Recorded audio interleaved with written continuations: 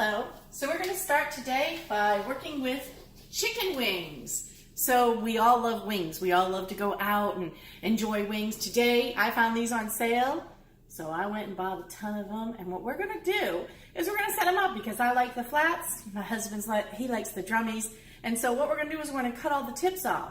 But we're not going to waste the tips. We're going to use them for stock. So let's go ahead and show you how to do this. All right. So we have a chicken wing. We see all the pieces and parts. What we're going to want to do is we're going to want to cut coming down this way so that we cut directly where this joint kind of begins. But first, before we do that, we're going to take the tips off and we're going to cut right in between. So let's go ahead and get started and show you how to do this. So cut the tip. Very simple. That is done. Now you can't eat this. It's not good. There's nothing you can do with this. So if you're watching this video and you are in our novice or our beginner session, don't throw these away though, because all of the wonderful food that you taste in restaurants, the reason it tastes so good is that they use stock. So how do they make their stock? With leftover pieces and parts. I'm going to show you later how to do that. But for right now, we're just going to set these aside.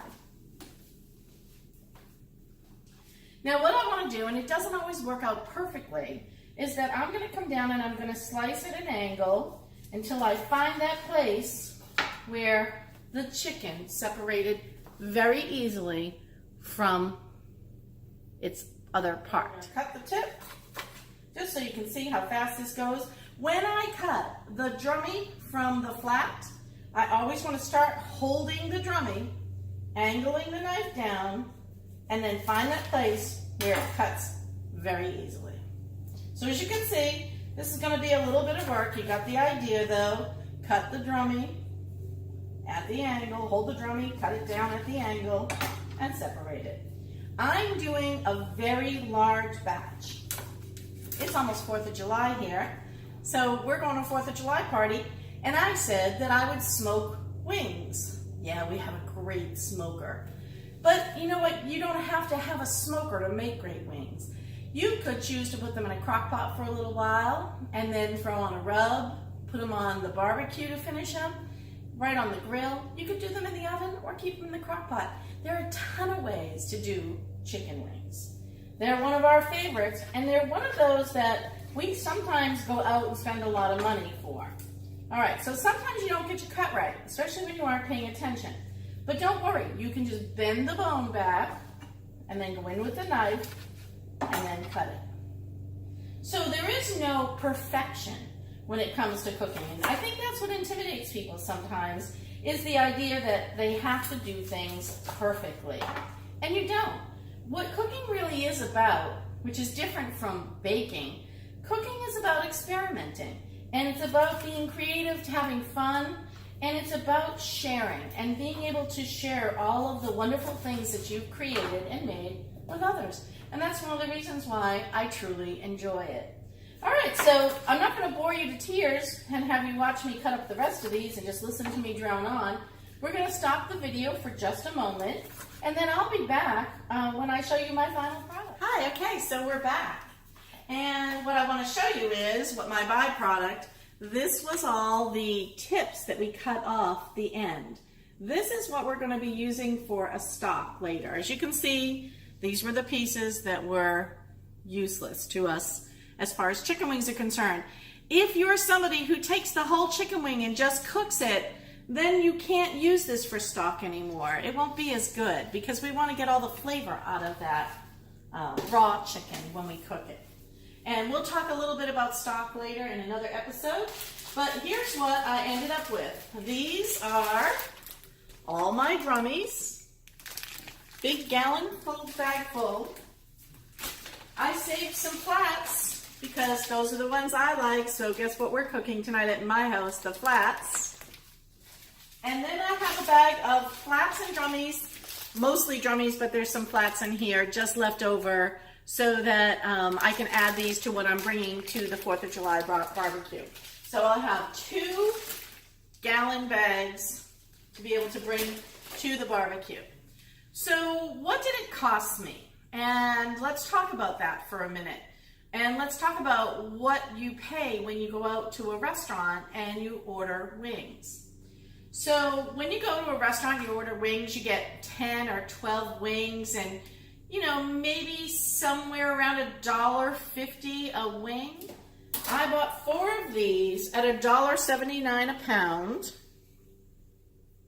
and it was $8 a package. So I had 4 packages. So $32. How many wings do you think I have?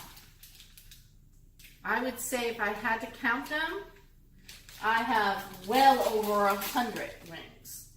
So So think about it. My cost was so little to be able to just do what I did.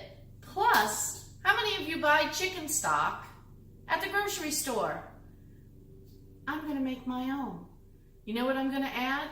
I'm going to add things like onion skins, garlic skins, the tops of the carrots that normally you throw away, the piece of old celery that has been sitting in the refrigerator for 2 weeks, the ends of the cheese. If you buy any kind of Parmigiano Reggiano or any kind of hard cheese that has a nice end on it, I'm going to throw that all in my stock with some salt and pepper and maybe a few spices if I have them. If not, I don't even have to put any spice in there. If I have a leftover jalapeno, I'll throw the jalapeno in there sometimes. It all depends on what you have on hand. So cost-wise, we're way ahead of the game. But you're right, I still have to smoke them. I still have to put something on them, right? And what I'm going to do is I'm going to make, for my wings, I'm going to make a couple of different flavors today. But one of them that I'm going to do when I go to cook these is I'm going to make my own dry rub. Sounds complicated. It's really not. The basic ingredients for any rub, salt and sugar. And so I'm going to be able to show you how to mix those two together as well. But first things first, I'm going to go ahead and I'm going to package these, because what you're thinking right now is, Jan, I don't have time for all of this. You're right, and neither do I. So what I'm going to do is just put these chicken pieces, these parts that I didn't want to use and I'm going to save for my stock, and I'm just going to freeze them in a baggie for later. And when I'm ready to make stock, I'll throw them in. I'll throw them in frozen. It won't matter because we'll be boiling them down. So for now, we're going to just go ahead and pause, and I'll be back when I'm ready to start preparing my wings for smoking. Hi, we're back, and we're going to go ahead and get started on that rub. So if anybody noticed when I was making the rub with the spatchcocked chicken, the one that laid flat, I rubbed the molasses directly on it. So it made it more of a sauce than a dry rub, right? And that's okay, because that's how I want that one to come out. And the reason I put the molasses on first was because I was using white sugar, and molasses and white sugar make brown sugar. So today what we're going to do is we're going to now want to get our wings, our flats from our wing, and we're going to want to go ahead and cover those in a dry rub. But this time I'm going to put the molasses and the sugar in the bowl first. And I'm going to show you what that how that consistency comes together. And we're going to make a very similar type of rub, except for I'm going to also add in a little bit of this, what's called sweet money, because I want to taste this. I want to see how this is. It was recommended to me by some folks that run a barbecue store not far from us, a fabulous barbecue store called Grill Billy's, and they sell this product. So what we're going to do is we're going to make a little bit of my base first with the molasses and the brown sugar. And then we're going to add in all this wonderful seasoning to our flats that we already made earlier. So let's go ahead and get started. What I'm going to do is I've cleaned my bowl again. I always start with a nice clean dry bowl, clean utensils. I'm going to go ahead and I'm going to start with a little bit of sugar, a little bit of salt,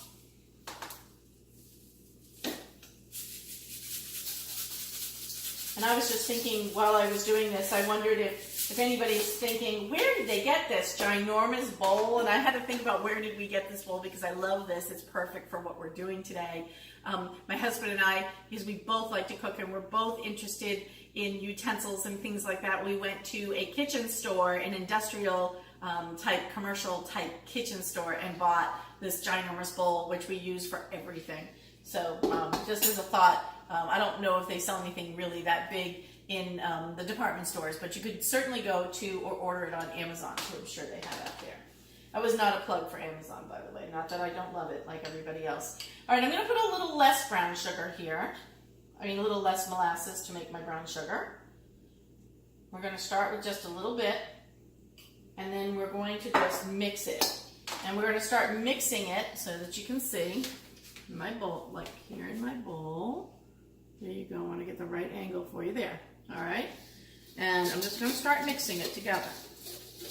Brown sugar is molasses and white sugar, and that's what we've talked about. So the trick is to get the molasses. I'm pressing my spoon into. If you needed or you had a recipe that called for dark brown sugar, you would just use more molasses. So I'm just going to keep pressing that in, moving it around with the sugar. We never buy brown sugar anymore. I used to throw it out half the time because it would get hard. Just as soon start with nice fresh ingredients, and so I can keep that molasses in my refrigerator, or you can keep it in your cupboard. I put it in the refrigerator only because the ants really like it. Almost got my sugar mixture done here. Got a few more of those little molasses bits to break up. But I'm going to show you that I have a nice start to brown sugar. There we go. And you will have a few of the molasses bits left in there. It's not going to hurt anything. Actually, they're going to stick really nicely to the, and now you can see, and now I have brown sugar. All right, so let's go ahead and start with that. I'm going to add in just a little bit of my chili powder because, as I said, it's a must for me when I'm making a rub. Got to have that chili powder in there. I don't know why, it's just the way that I think. And I'm going to put a little bit of celery salt just to kind of offset the sweetness of the Sweet Money rub that I bought from the store. So we're going to add some of this in. We're going to mix and we're going to taste, because that's how we know how good our rub will be, right? We don't know unless we taste. So I'm going to put a little bit in, especially when it's an unknown that we haven't used before, right? Let me go just taste a little bit of that. That's very nice. Now, I'm going to rub them before we put them on the smoker. I also like to rub them when I take them off the smoker. So I'm going to save a little bit of this, just a little bit, so that I can put them on and eat mine truly dry rubbed. All right, so put some of that aside. Now, everybody will tell you the trick to a good dry rub is make sure that you're starting with a nice dry piece of poultry. So I'm going to go ahead and pick these out and touch them with my paper towel just to make sure they don't have a lot of liquid on them. Start with a new paper towel. And then I'll toss a few of these so that you get the idea